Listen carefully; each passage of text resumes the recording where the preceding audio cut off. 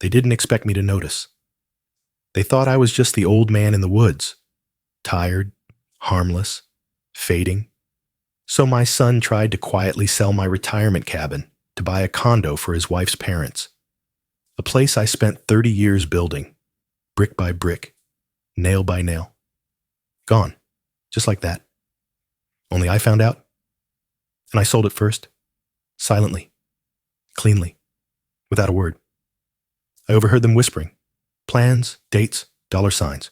I saw the forged paperwork, the signatures I never made. My son said I wouldn't understand, that I was too old to handle family finances. But they weren't building a future. They were burying me alive in my own past. The betrayal didn't start with money. It started decades ago when I missed birthdays, games, hospital visits. I told myself I was building something for him. Turns out, all I built was distance. So maybe this is my fault. Maybe I deserve this. But the cabin? That was mine. Not because of the deed, but because of everything it took to keep it standing. Every sacrifice, every splinter, every apology that never came. He never thought I'd fight back. But I didn't scream. I didn't beg. I just signed one piece of paper and changed everything. If you've ever felt betrayed by the ones who should have loved you the most, this story is for you. When I first drove back to the cabin, the gravel road was just as rough as I remembered. Every bump in the dirt seemed to rattle something deeper inside me. Bones, maybe, or memories. The trees had grown thicker, taller. Nature didn't wait for anyone, not even for men like me who built dreams out of lumber and old promises. The cabin stood like a monument to something I hadn't finished. The porch sagged a little. The chimney needed resealing. But the soul of it? It was still intact. I could hear her laugh, Miriam, floating between the pine walls. I had left this place for a long time after she passed, couldn't bear to face the silence, but at 69, silence no longer scared me. Regret did. I hadn't seen Brian in 7 years. Not really. He called on birthdays, texted on Father's Day. We lived in different worlds. I blamed myself. I was always working. Overtime, double shifts, travel jobs. I missed his soccer games. I missed his graduation. Hell, I even missed his wedding. Not because I didn't care. Because I always thought there'd be time. So when I invited him up to the cabin, I did it with a strange mix of guilt and hope. I told him I wanted to pass down the place someday. That I thought it was time we talked. He agreed, surprisingly quickly. Said he had a free weekend. I cleaned the place top to bottom, chopped wood, stocked his favorite beer, even though I didn't know if he still drank it. He showed up Friday afternoon, stepping out of his rented SUV in slacks and a polo, like he was coming to appraise the place. He hugged me, briefly, and looked around with a slow, assessing gaze. Wow, this place, it's got potential, he said, not quite smiling. I tried not to read into it. Tried to believe he meant it as a compliment. I cooked chili. We ate by the fire. I told him about the time a bear tried to steal our trash and Miriam chased it off with a frying pan. He laughed. Sort of. Then his phone buzzed. Again. And again. Each time, he glanced at the screen, thumbed a reply, and slipped it back into his pocket. But his eyes never really settled on me. You still thinking of retiring here full-time? He asked, eyes flicking toward the window. I nodded. I already did. Been here almost 2 years now. He whistled low. Must be peaceful, but it's far. Isn't it lonely? It's quiet, I said. Not the same as lonely. He didn't respond, just stirred the chili like it offended him. Later, I showed him the upstairs loft. Told him how I'd cut and sanded each board by hand, how Miriam stained the beams herself.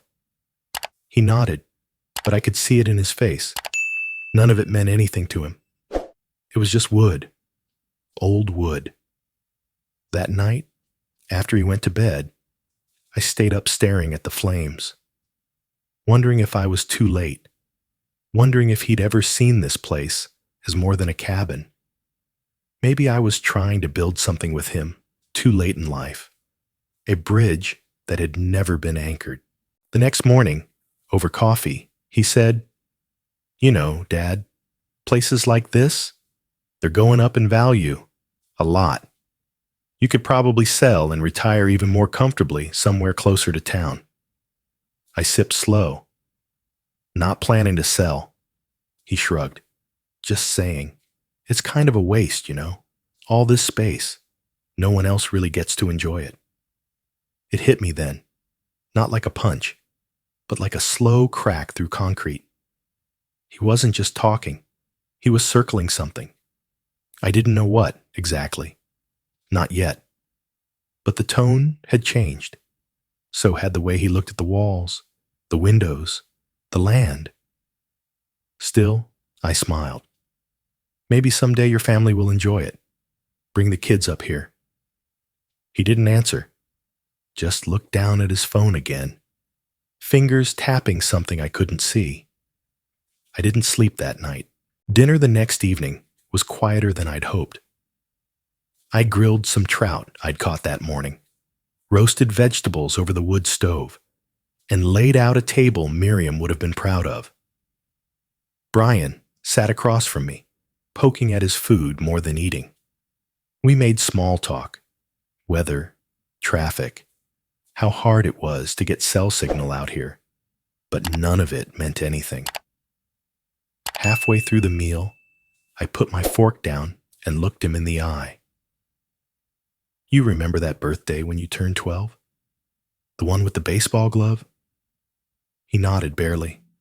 "The one you mailed from Detroit." I laughed softly. "Yeah, it was a good glove." "You missed the party," he said flatly. "I know," I replied.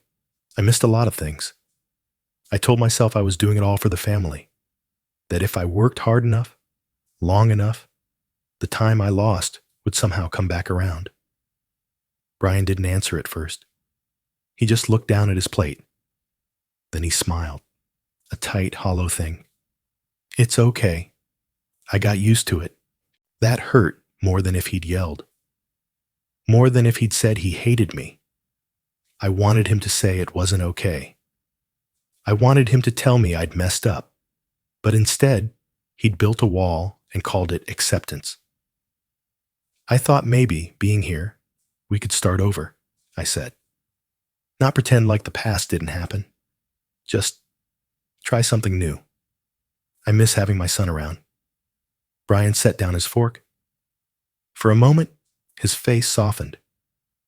"It's not that I don't care, Dad. It's just we're in different orbits now. You've got your world up here, and I've got mine down there, with the kids, with my wife." "I know," I said, "but I'm still here. I'm still your father. That has to count for something." He nodded. "Yeah, it does." For a fleeting second, I believed him. That night, after he went to bed, I sat on the porch with a blanket over my shoulders, listening to the wind rake through the trees. It had grown colder. My joints ached.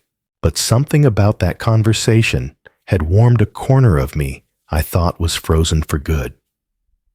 Maybe this visit really was a turning point.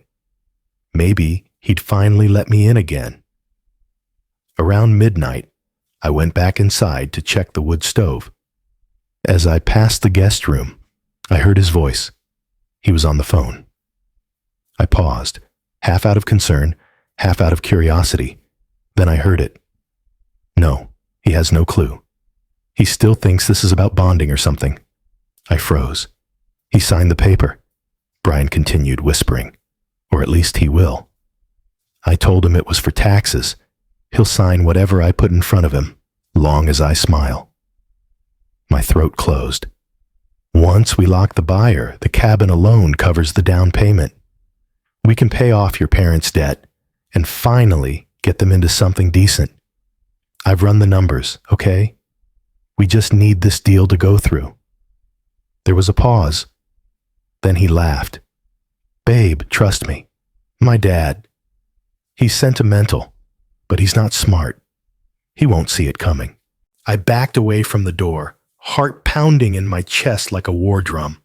My hand was shaking, not with rage, with heartbreak. I didn't care about the property. Not really. I cared that my son thought so little of me, that after all this time, after all my failures and regrets and honest attempts to fix things, he still saw me as a gullible old man, an obstacle, a bank account, a signature. Back in the living room, I sat down in the dark. The fire had gone out. The room was cold. I didn't relight it. I stared at the floor, trying to find one excuse for him. Maybe he was desperate. Maybe he was being pressured.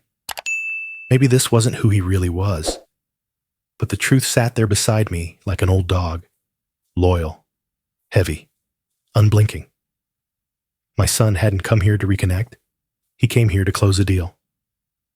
The next morning, I made coffee, just like always. When Brian walked in, yawning and stretching like he had the whole world ahead of him, I smiled and handed him a mug. "Sleep okay?" I asked. "Like a rock," he said. "This place is really peaceful." "Yeah," I nodded. "That's why I built it." He didn't look me in the eyes. We spent the rest of the morning walking the trail out behind the cabin. He asked me a lot of questions about the land, about the property line, about the title deed. He was good. Casual enough not to raise suspicion if I didn't already know the truth. I answered politely, didn't let on. But every step we took, I kept seeing that little boy in the back of my mind, the one I missed putting to bed, the one who cried when I left for business trips, the one I thought I could win back with time and effort. That boy was gone. And in his place was a man who believed his father was too blind to notice betrayal, even when it sat across the dinner table. 2 days after the phone call I shouldn't have heard, Brian handed me a manila folder over breakfast. He called it just routine paperwork, something about adjusting the property tax exemption for seniors. "Standard stuff," he said, sipping his coffee. "A lot of guys your age miss out on benefits. Thought I'd help." I stared at the folder for a second too long. He smiled. "Just sign the highlighted parts," he added, sliding a pen across the table. I took the folder, not touching the pen. "Mind if I give it a proper read later?" He shrugged. "Sure, it's pretty straightforward." The smile stayed on his face, but his eyes didn't match. When he left to take a call outside, I flipped through the documents. The language was legal, dense. A few pages in, I saw a header, limited power of attorney. The air seemed to thin around me. My fingers tightened. This wasn't about taxes. This was about control. I didn't say a word. I tucked the folder into my duffel bag, and later that afternoon, drove 2 hours down the mountain to see an old friend. James, my former neighbor, and now a practicing attorney. He read the documents in silence. Then he looked at me. "Walter, if you'd signed this, your son would have had the legal right to sell your cabin, withdraw funds, even authorize a transfer of ownership." I nodded. My throat was dry. James flipped the last page. "And here," he said, pointing, "is where your daughter-in-law added her signature, as a witness." A cold flush spread across my skin. So she was in on it. This wasn't just a misguided plan by my son. It was coordinated. She already contacted a broker, James added. pulling out an email he had managed to access through a mutual connection in town. Viewing scheduled for next week. They listed it at $389,000. I sat there in his office, surrounded by books and awards, feeling like a fool. Not just because I almost signed my life away, but because a part of me still wanted to believe it had been a mistake. It wasn't. Back at the cabin, Brian was by the fire pit, tossing pine cones into the flames. I stepped out and stood there watching him for a moment. He looked up, smiled faintly. "Hey, you get a chance to look through that stuff?" I did. "And?" "It's not about taxes, Brian." His jaw tightened. "Look, I can explain." "You forged my name," I interrupted, my voice low but steady. "You brought your wife into this. You already set up a sale, and you were going to let me sign my home away without telling me the truth." "I wasn't trying to steal," he snapped. "You weren't using it. You don't need it. I'm trying to fix something." "What exactly?" I asked. "What are you fixing, Brian?" He stood up. "My childhood, Dad. That's what. You think you can just show up in your flannel shirt and homemade chili and wipe the slate clean? You were gone. For years. You missed everything." "I know that," I said. "And I've tried." "Tried what?" he barked. "Inviting me here after a decade of silence? Giving me a cabin tour like it makes up for all the birthdays and broken promises?" He took a step closer, breathing hard. "You weren't there. Ever. And this cabin? It's not some sacred temple. It's your guilt in wood and stone. You don't get to keep it like a trophy while the rest of us drown in debt. I'm doing something with my life. I'm helping my wife's family because you never helped yours." His voice cracked at the end, and for the first time, I saw it. Not the anger, the ache. I didn't respond right away. I just stood there, holding on to silence like a lifeline. "I didn't know how to be a father," I finally said, "but I know what a betrayal feels like. And this isn't help. This is a knife." He blinked, jaw clenching again. "You think I'm the bad guy here?" "No," I whispered. "I think we both are." I didn't argue with Brian that night. I didn't shout, didn't demand an apology. I simply nodded, walked back inside the cabin, and closed the door behind me. He stayed outside for a while, pacing near the fire pit, waiting for me to come back out. I never did. At sunrise, I brewed a pot of coffee and loaded the folder of forged papers into my bag. I drove into town. Same road, same gas station I used when Miriam and I built the place. Only this time, I didn't stop for fuel. I headed straight to James's office. "I want it listed today," I told him. James blinked. "You're sure?" "Listed under market value," I said. "No haggling, no delays. I want it gone before he brings a buyer." He didn't question me again, just nodded and made a few calls. By noon, the cabin was online with a single line in bold. "Off-grid gem with full history and clean deed. Available for immediate transfer."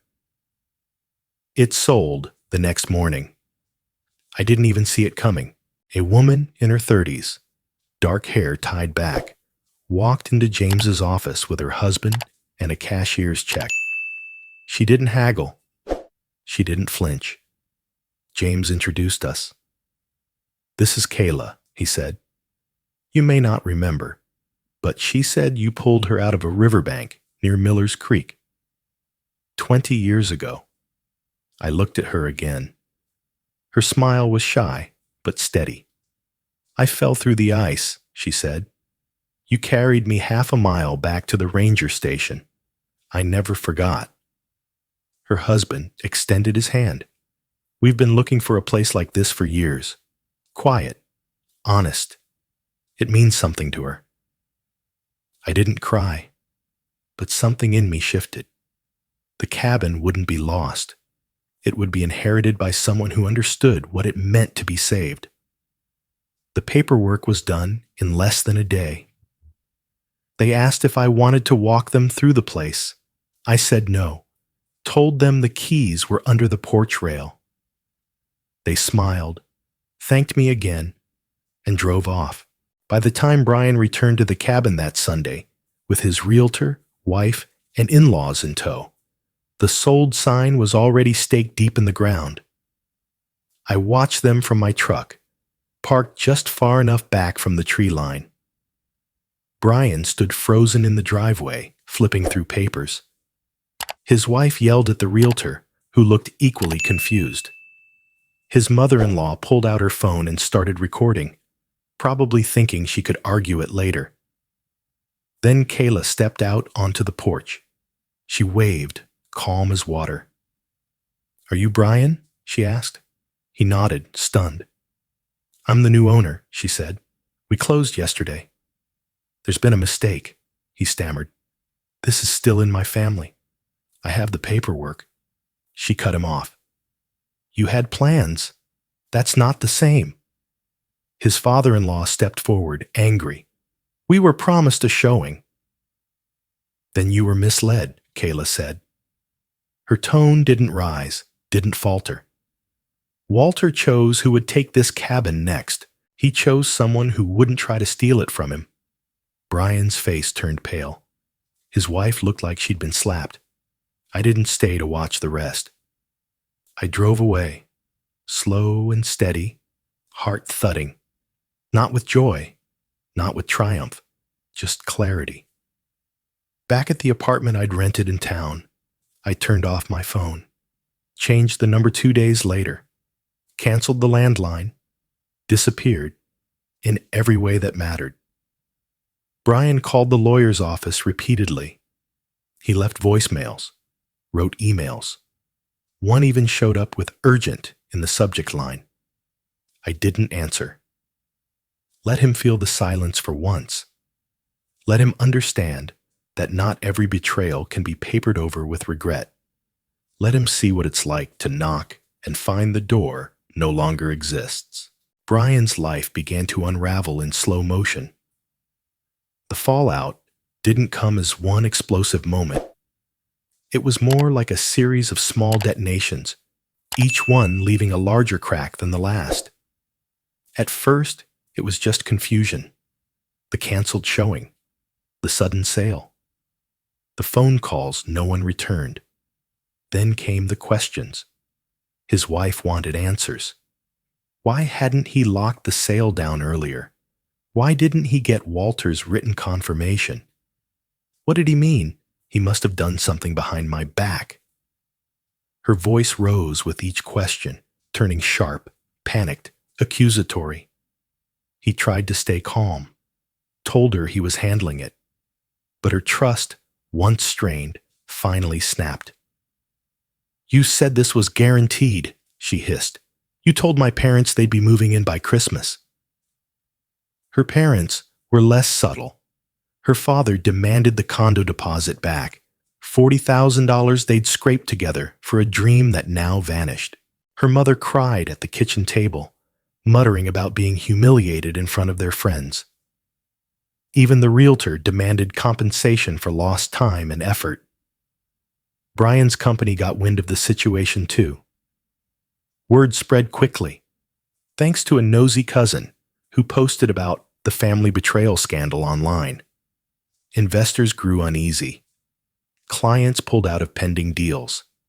His boss called him in for a conversation, and by the end of the week, Brian was let go. He found himself jobless, stuck in a rental apartment with a wife who refused to speak to him, and in-laws who treated him like a virus. For a while, he tried to fix things, applied for new jobs, drafted apology emails to Walter, even began a formal letter he never sent. Then, one afternoon, a brown envelope arrived. No return address, no markings, just his name in careful handwriting. He opened it at the kitchen table. Inside was a flash drive and a single piece of folded paper. He plugged the drive into his laptop.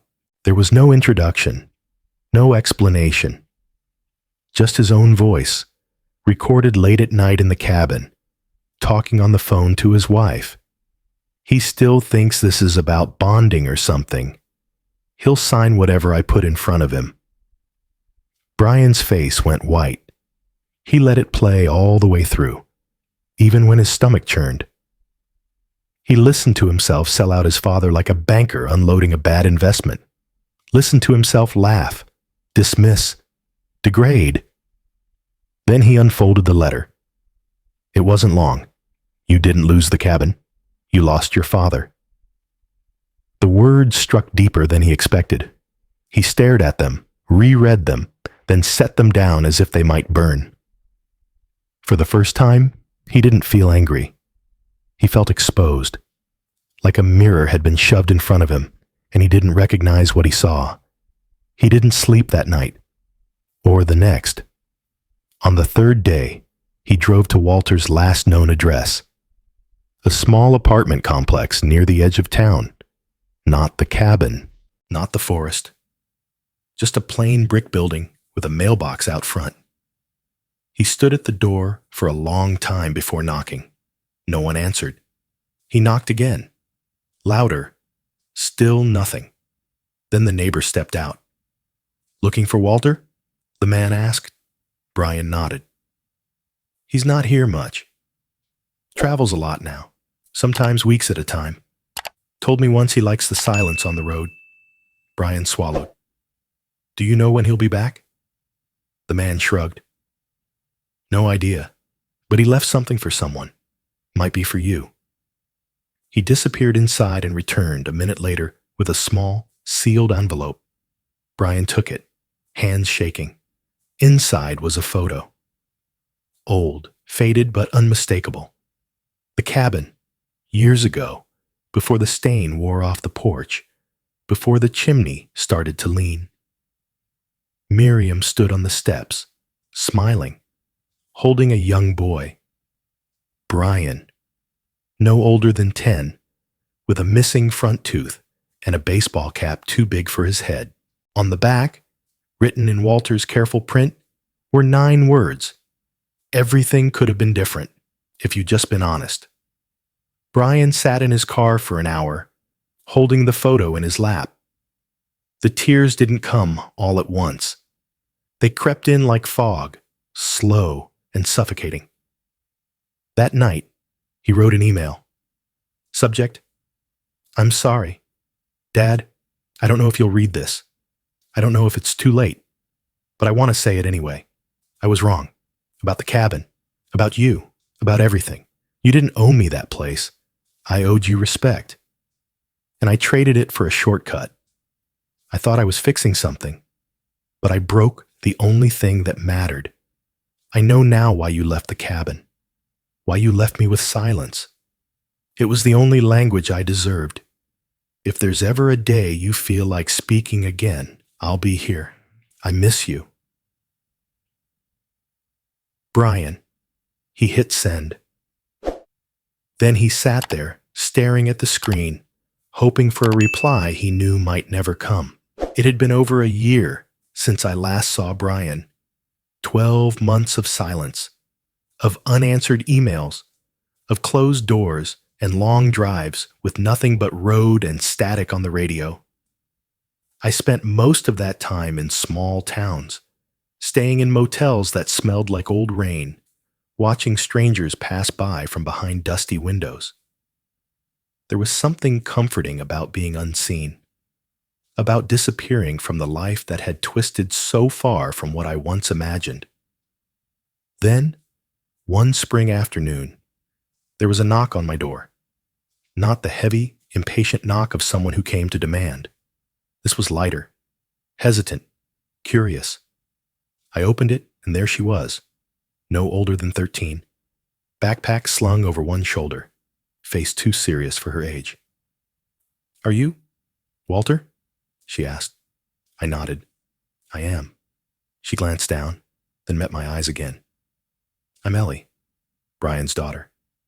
I stood frozen for a beat, heart catching in my chest. I took a bus, she added quickly. Don't be mad. Mom thinks I'm at a friend's house, but I needed to come. I opened the door wider. Come in. She stepped inside, looking around. I hadn't done much with the place, just a small apartment now. Bare walls, a table with 2 chairs, a shelf of old books. I don't need the cabin, she said suddenly as if rehearsed. I don't want anything. I want to know why my dad cries when your name comes up. The words hit like a wave. He won't tell me, she continued. He says he ruined something, but he never explains what. And every time I ask, he just walks away. I sat down slowly. For a moment, I didn't know what to say. Then I did. I told her everything. Not the pretty version, not the cleaned up one, the real one. About how I missed too much when Brian was a boy, how I built a cabin while failing to build a relationship, how he came back to take what he thought was owed, and how I let him fall because I didn't know how else to show him what he'd done. Ellie didn't cry. She just listened, eyes steady, like she had waited her whole life for that story. Do you hate him? She asked softly. No, I said. But I did choose to stop waiting for him to become someone I recognized. She nodded slowly. I think he still waits for you. She left later that day, leaving behind only a note. He checks his inbox every night. That night I wrote a letter. Brian, I'm not writing to apologize, and I'm not asking for one either. I'm writing to tell you that I understand now. Not everything, but enough. Enough to know that hurt doesn't go away just because time passes, and that silence can be both punishment and protection. You asked for forgiveness once. Here it is. Not because you earned it, but because I need to remember the part of you that smiled in that cabin before you knew what disappointment felt like. Because forgiveness isn't forgetting. It's choosing what's worth remembering. If you want to come, dinner's at 7 on Sunday. No expectations. He came. Not exactly at 7. A little early, actually. I was setting the table when I heard the knock. This time, it was familiar. When I opened the door, he stood there with a bottle of wine in one hand and a pie in the other. I didn't know what you liked, he said. Pie works, I replied. We didn't talk much during dinner. Just ate. Passed plates. Took seconds. At one point, he looked up and asked, Do you still make chili? I smiled. Only if I have someone to share it with. Ellie arrived later with her backpack and a lopsided grin. We all sat at the same small table, eating pie and laughing about nothing. There was no grand apology, no speeches. Just 3 people, trying. Before he left, Brian handed me a small picture frame. Inside was a photo, taken on his phone that night. Me, him, and Ellie around the table. I figured it's time we start a new collection, he said. And just like that we did.